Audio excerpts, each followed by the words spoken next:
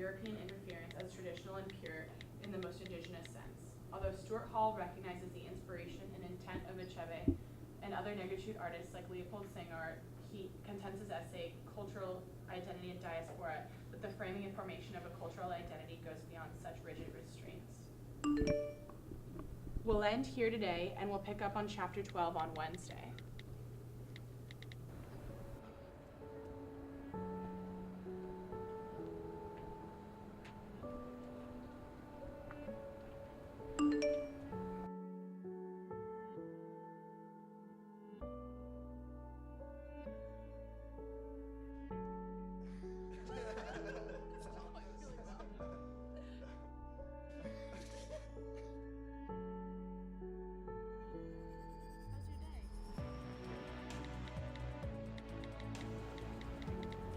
I think I'm gonna go meet up with the guys and catch the game.